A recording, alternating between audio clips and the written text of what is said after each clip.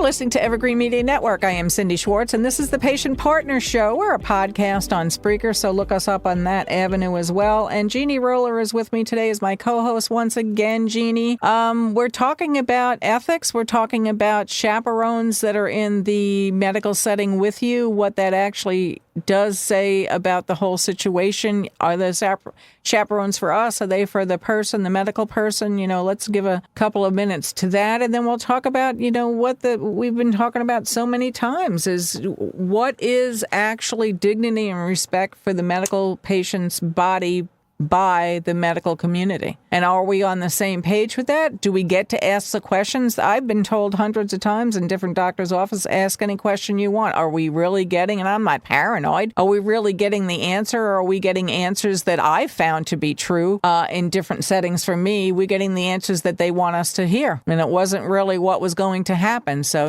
to keep you, keep you as a patient. So, Jeannie, let's talk about the chaperones. Okay, well, a few shows back, Cindy, we had a discussion about a woman who went to a doctor and he did a breast exam on her for what she thought was no appropriate reason. Mm-hmm. And the thing was, there was a nurse in there. Yep. And this woman patient felt like the nurse knew this was happening. She felt like the nurse knew it was wrong and didn't do anything about it. Now, to me, chaperones are useless. Because they are, at the end of the day, they are there for the medical provider because that's who's paying them, the medical provider. Mm-hmm. Sure, will some maybe speak up? Maybe.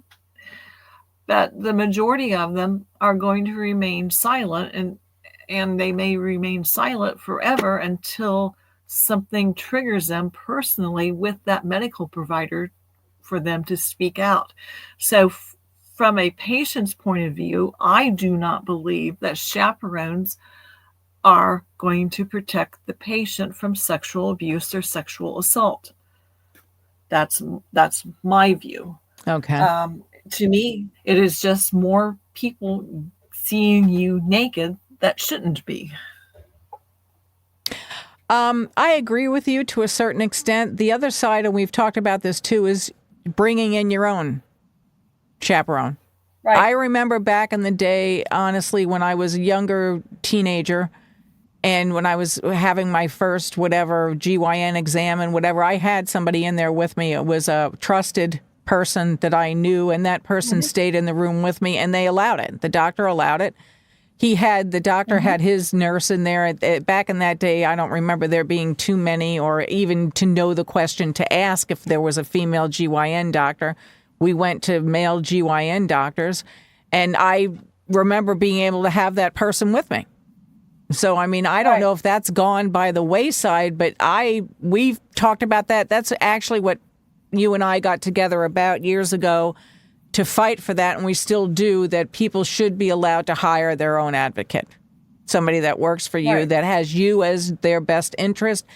Listen, for my particular surgery, I would have paid that person $500 an hour to be in the room with me during the surgery to know that I wasn't getting the drugs they gave me and blah, blah, blah, blah, blah. Is that ever going to be allowed in the medical setting? They keep arguing against it. I don't know. We're still fighting for it. And which brings us kind of into the next part that a friend of the show, a friend of Medical Patient Modesty, wrote an article. It's their second article, The Legal and Ethical Imperative of Explicit Consent in Intimate Medical Procedures. Mm-hmm. There's a part in here that she wrote that's about the foundations of bodily privacy. And she quoted the AMA Code of Ethics. Physical privacy is one aspect of patient privacy that medical personnel must protect in all settings as an expression of respect for patient autonomy and prerequisite of trust. Okay. Mm-hmm. And that sounds great. But in my opinion, the problem is a lot of times the definition of a medical person about bodily privacy of a patient is entirely different from what the patient's point of view is. All right. So if a medical person allows in 10 of their colleagues while they're doing an intimate procedure on you, they don't find that to be a violation of your privacy. Right. You as a patient may, because those people were not necessary to your procedure or whatever they were doing. So that is a violation in the patient's eyes, but not in the medical personnel's eyes. Well, plus they weren't known to the patient to begin with. Right. And the patient never consented to have all those people there, which, brings into the part about your autonomy, that you should be informed and ask permission before all this takes place. In fact, when there is an intimate procedure being done, whether you're conscious or not, it needs to be explained to you who will do it, why they are doing it, and how they're doing it. That should be explained and given in detail to patients. That's my opinion. Right. And that generally does not happen because they really don't want the patient to know. I think, and of course, we're talking about non-emergency situations. An emergency situation, all of these arguments go out the window because the first line of defense is to save the patient as fast and as best that you can. I mean, not that you want to make that, street views, if you will, or whatever, however you want to label it. I agree with you. It lends itself again to the fact that these are now jobs. We're customers, and these are jobs, and these are corporations. Because if you get into a setting where it's more privately owned, from my own personal experience, they're asking me those questions. Are you okay to have this? Are you okay to that? I mean, I've had several procedures recently, especially I'm pointing towards an orthopedic. It's not a hospital. They call it one of the hospitals in the area here, but it's really like, I think it's 12 or 15 doctors that got together that built their own facility. They will ask you that stuff. And if you're a female patient, the people that are in the room are female. If you're a male patient, the people that are in the room are male. So, I mean, there are a lot of people that are doing that. The settings that we're talking about is this corporate stuff, this university stuff, because we've had several people on. Mine happened in a university-labeled facility. I mean, and that's the administration, and that's the management, and that's the corporate. I know at the end of the day you have to make money, but my argument is if these doctors that have started their own facilities, their own whatever you want to label them, and they're making money, then it can be done.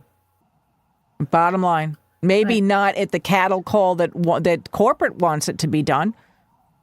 And that's what it seems like. And I'm not, I don't want to bring cattle into but I mean, we all know what that is. It's just that, herd them in, herd them out, right? What's your date of birth? Right. What's your insurance company? We've talked hundreds of times we've said that. So, yeah. Yeah. Well, I would disagree with you about the emergency care up to a certain point. They have to do what they need to do, but they don't have to have 20 million unnecessary people in the room to do it. Right. And we went through this on that article about the Code Blue, where the doctor was talking about that there are so many unnecessary people in the room sometime, and that they unnecessarily expose the patient when there really is no need. So even in emergency situations, there should be bodily privacy. Oh, absolutely. Absolutely. Yeah. I totally agree with that. Yeah, I do. A lot of it's gone by the wayside. A lot of it's gone by, it's just societal, whatever. Is it a societal shift that it doesn't matter to a lot of people? I mean, in that article that you're talking about, there are several court cases that have been argued that say this is what needs to be done. So if this is really written down in the legal paperwork, why is it not being done? And if you bring it up, you're the bad guy. If you bring it up, we got like 10 seconds left, Jeannie. If you bring it up, you're the bad guy. You are the one with the problem, Cindy. You're the one with the problem, Jeannie. Everybody else doesn't have a problem, and that's not true. A lot of people won't speak up because they're afraid to, they're embarrassed, they're shamed, or whatever the answer is. But it all needs to be, it shouldn't even have to be brought up. It should be done in a medical setting the right way, treat people all the right way, and that's it. On that note, stay listening to Evergreen Media Network.